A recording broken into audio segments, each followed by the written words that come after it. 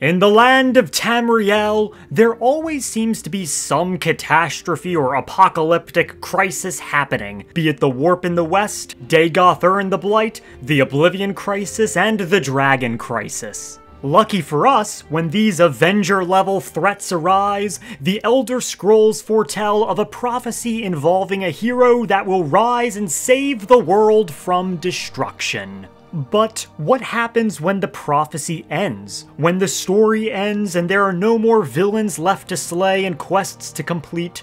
What happened to each of the player protagonists? Hello, my fellow hirelings of House Telvanni! I'm Neloth, and today I want to uncover the fate of every single protagonist in the main Elder Scrolls titles, meaning 1 through 5. And this is just to keep myself from becoming more mad than old Uncle Sheo, because there are more player protagonists than you might think. Before beginning, I would like to thank my channel members Mirak, Sovdark, Connor Runda, Nork, Will Ernst, and Ranger McKay. And if you would like to see my videos earlier by either 24 hours or even 3 days, then consider becoming a member. All members get early access, and Oathman and Mouths will get shoutouts at the beginning or end of almost every video. So with all that being said, let us dive into the fates of each Elder Scrolls champion. Starting off, we have the Eternal Champion from the first Elder Scrolls game, Arena.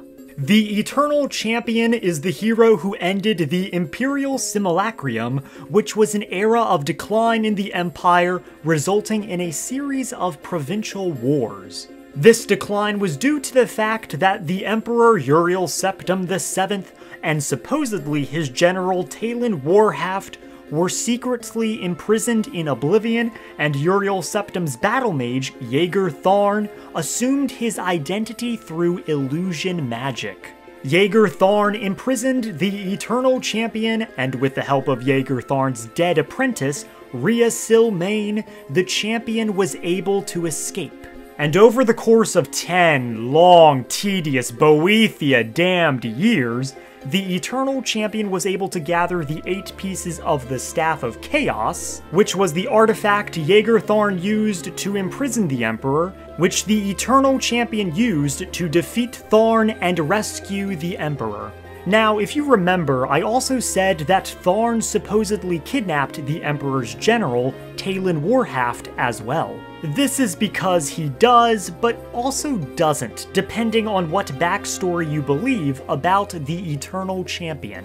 See, the Eternal Champion either is Talon Warhaft, or is the adopted child of Talon Warhaft, who the champion sees as their father. However, based on the character creation slides and this cut intro slide, I lean more towards the Eternal Champion being the adopted child of Talon Warhaft. When the Eternal Champion frees the Emperor, they will take their place by the Emperor's side and would often be tasked to see to the Empire's needs. Now, you think this would be the end of the story, however, that is not technically true, as in Daggerfall there was a cut character background story that would involve you importing your Arena character into Daggerfall. This means that it is entirely possible that the agent in Daggerfall is also the Eternal Champion from Arena.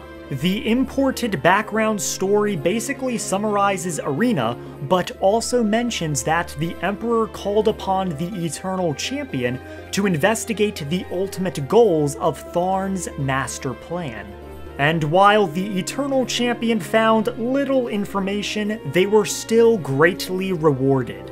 Uriel Septim considered the champion to be a valuable asset, and because of this, the Emperor told them to investigate the haunting of King Lysandus, and that's how Daggerfall begins. Now, because this is cut content, this isn't entirely the canon ending for the Eternal Champion, but what is kind of confirmed is that the Eternal Champion remained by the Emperor's side for some time and investigated Jaeger Tharn's machinations. If the Eternal Champion isn't the agent in Daggerfall, then they probably became a noble or a high-ranking member of the Imperial Council and faded into history. The agent, also known as the hero of Daggerfall, was the player character in the game of, well, Daggerfall.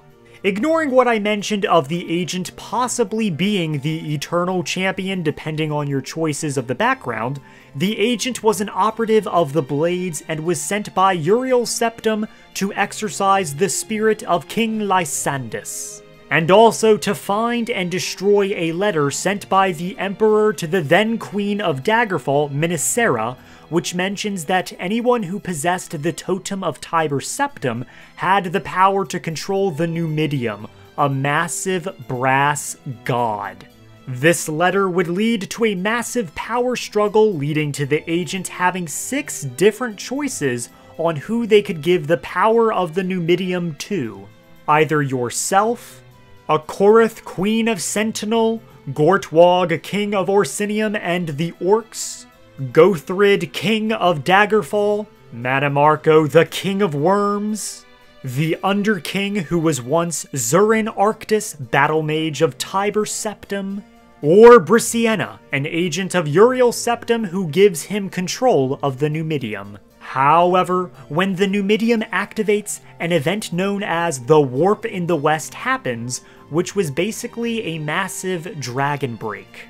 An event where time was shattered and all of the people I just mentioned are given access to the Numidium at the exact same time and use it to further their own ends. However, this also means that the agent also activates it for themselves, and when that happens, the Numidium crushes the character dead and goes on a godly rampage until the Empire destroys it. Although this doesn't mean that the agent is entirely technically actually dead. See, when Manamarco is given the Numidium, he uses the Mantella, or the Heart of the Numidium, to ascend to godhood. Yet, we still see Manamarco in Oblivion trying to destroy the Mages Guild. This means that Manamarco both did and didn't become a god. So the same could probably be said for the agent. They both died, but also didn't. The ending of Daggerfall is quite paradoxical, so there is no way to know for sure. So the agent, or one of the agents, could still be alive, or they were erased from existence due to the Dragon Break. But maybe they just faded into obscurity and fled the Empire, since the agent technically betrayed the Emperor, but not really. If the agent is dead, then rest in peace. He who could be the Eternal Champion, who could be Talon Warhaft, or the son of Talon Warhaft, or maybe a scamp in disguise, or maybe the bride of a Slode who... Moving on to Morrowind, we have the Nerevarine. The Nerevarine was the prophesized reincarnation of Lord Indoril Nerevar that was once a prisoner of the Empire but sent to Vardenfell on the orders of, once again, Emperor Uriel Septim. The Nerevarine fulfills the prophecy by being named Hortator by the 3 great houses and Nerevarine by the 4 Ashlander tribes. Afterwards, the Nerevarine defeats Dagothur and frees the land from the Blight, and also indirectly destroys the Tribunal by removing their power source, the Heart of Lorcan, and slaying the goddess Almalexia, who went mad and murdered Sotha Sil. Now, the fate of the Nerevarine is sort of left in the air, but here is what we know. All we really have to go off of is a throwaway piece of Radiant dialogue from Oblivion that says, "Rumor has it the Nerevarine has left Morrowind on an expedition to Akavir, and has not been heard from since." This, obviously, suggests that the Nerevarine went to Akavir after the events of Morrowind. However, while I do believe this, we do have to understand that this is both a rumor and the only piece of evidence that exists. However, I do believe this to be the case. After all, the Nerevarine went on a field trip to Solstheim and fulfilled another prophecy called the Blood Moon Prophecy. The Nerevarine loves their damn prophecies. Because of this, it makes sense that the Nerevarine did the same thing with Akavir. And I do believe that the Nerevarine is still alive because of the second trial in the Nerevarine prophecy, which says, "Neither blight nor age can harm him. The curse of flesh before him flies." So when the Nerevarine is stricken with the blight by Dagoth Gairs and given experimental treatment by Divaith Fyr, he no longer suffers from the blight's negative effects, but still has the positive effects of the blight. This makes the Nerevarine immune to all diseases and also to aging. This means that the only real way the Nerevarine can supposedly die is by being killed by another or just running off a cliff. It is clear that the Nerevarine was not still in Morrowind since it suffered from so many catastrophes, like Bardau, Red Mountain's eruption, and the Argonian invasion. So I believe that the Nerevarine is most likely chilling in Akavir with the tiger and monkey folks that inhabit that land. Honestly, this could have been some legendary DLC, but I do understand why the Elder Scrolls should remain on Tamriel, at least for now. Now we have the Hero of Kvatch, the player character in the game of Oblivion. Now, I personally prefer to call this character the Champion of Cyrodiil instead of the Hero of Kvatch, mostly because they never actually saved Kvatch. They really just avenged it since it was a ruined husk with its count and most of the citizenry fucking dead. I also think the Champion of Cyrodiil is a more appropriate title considering all they've done, so we will just go with that. Anyways, the Champion of Cyrodiil was once a prisoner in the Imperial City Prison, seeing a pattern here, and was set on a path by, once again, good ol' Emperor Uriel Septim to stop the Oblivion Crisis. Sadly, Uriel Septim is assassinated soon after, and before his death, he gives the Amulet of Kings to the Champion of Cyrodiil. After finding Martin Septim, the last son of Uriel Septim, and doing a few other things, the Champion of Cyrodiil defeats Mankar Cameron, and Martin Septim sacrifices himself to reignite the dragon fires and become the Avatar of Akatosh and defeat Mehrunes Dagon. However, the fate of the Champion of Cyrodiil is actually kinda sad when you think about it, because, you see, the Champion is sent to the Shivering Isles and assists the Daedric Prince, Sheogorath, in stopping the Grey March, which was an event that happened at the end of every era where Sheogorath would turn into Jiggalag, the Daedric Prince of Order, and destroy all of the Shivering Isles, remaking it into his own image. Only then for Jiggalag to turn back into Sheogorath for the whole cycle to repeat again. Did I ever tell you what the definition of insanity is? Sheogorath wished to stop the Grey March and tasked the Champion of Cyrodiil with mantling him, which is basically becoming the Daedric Prince, Sheogorath.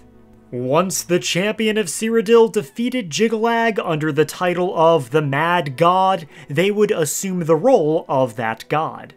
Now, while the idea of becoming a literal god sounds cool, the Champion of Cyrodiil loses all sense of their original personality and dies in a sense, with only Sheogorath remaining. Especially since in the 4th era, the Champion of Cyrodiil has probably lived as Sheogorath far longer than their previous self.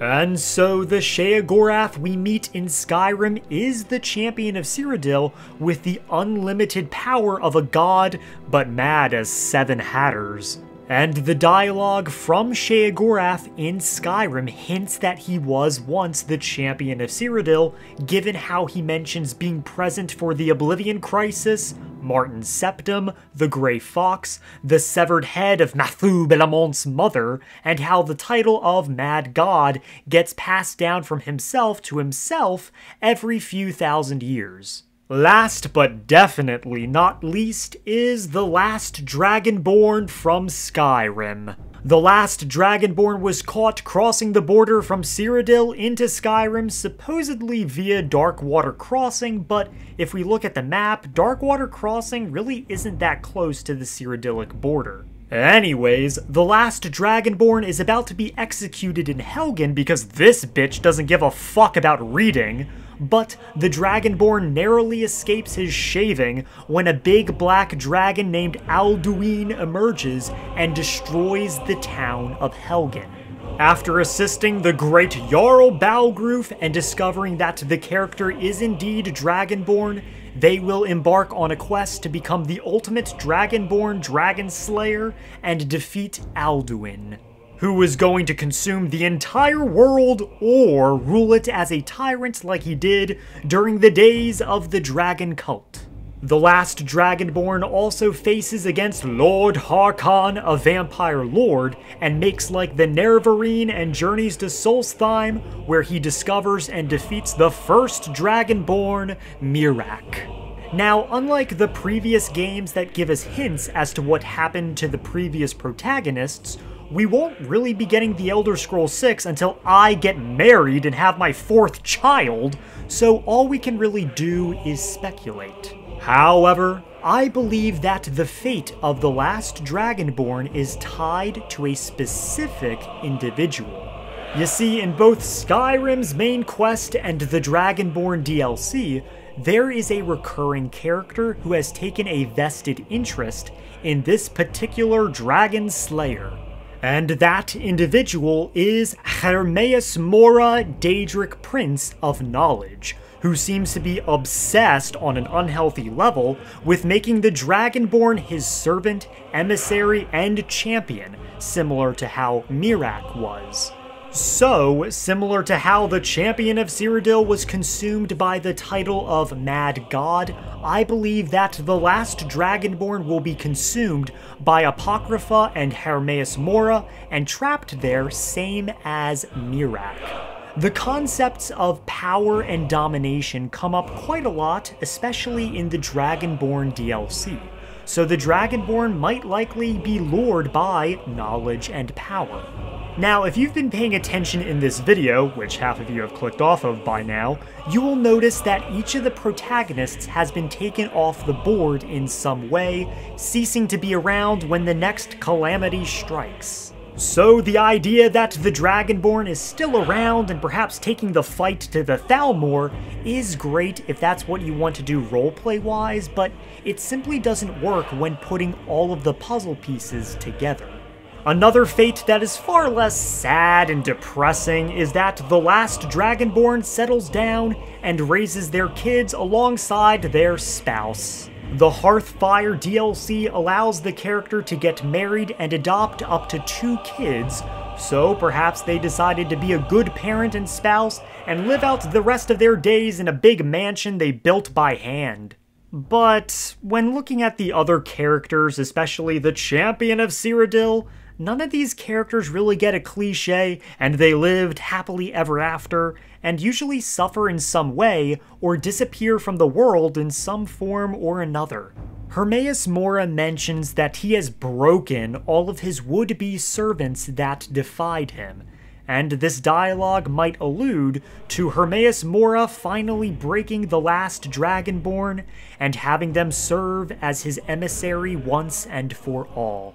And that is all I wrote, a video where I tried to discern the fate of every mainstream Elder Scrolls protagonist. Obviously, because the ending of each protagonist is vague and ambiguous on purpose, trying to find a satisfying ending was difficult, but I like to think I did my best. And don't let this video discourage you from any headcanon you have for your characters, just be sure to understand the difference between headcanon and overall canon. So with all that being said, make sure to like the like button, like the subscribe button, and like the bell notification down below to be updated on future videos. And I will see you whenever the fuck I decide to upload again. House Telvanni be with you. Please, O hero of Skyrim, I shall be ever so grateful.